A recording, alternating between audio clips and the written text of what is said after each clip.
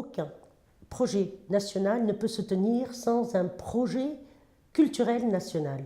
Après la révolution en Tunisie, nous avons décidé, nous les actants de la société civile des arts et de la culture, nous avons décidé de travailler au moins 2 fois par an dans les régions qui ont été toute leur vie défavorisées et marginalisées pour porter une culture du doute qui est la culture des arts et de la culture. C'est en doutant de tout qu'on avance, c'est en s'aimant qu'on avance, c'est en regardant notre environnement et nous-mêmes qu'on avance, et ne pas s'installer dans la quiétude qu'offre le parti islamiste en disant tout est écrit d'avance. Non, nous travaillons sur une action citoyenne par le biais des arts et de la culture, en les associant, en les mettant en association avec nos projets, en les écoutant et en montant des projets d'après leurs besoins aussi.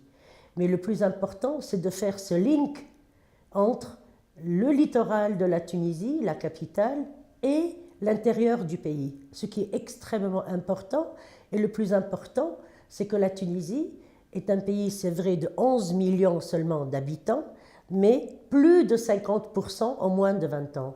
Donc nous avons un grand réservoir d'énergie jeune qui ont moins de 20 ans, vers qui il faut aller et vers qui il faut véritablement armer de culture citoyenne. Et on leur dit tout le temps merci, parce qu'aujourd'hui, on a tendance à oublier que c'est les jeunes et les jeunes diplômés chômeurs en Tunisie qui ont fait la révolution et qui ont porté ce très beau slogan de la révolution tunisienne: emploi, ils veulent travailler, emploi, liberté et dignité nationale.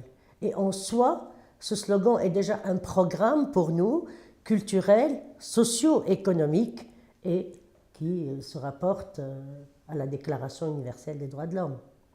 C'est ça la Tunisie et la jeunesse, et l'apport de la culture à la promotion de la culture citoyenne vers les jeunes énergies en Tunisie.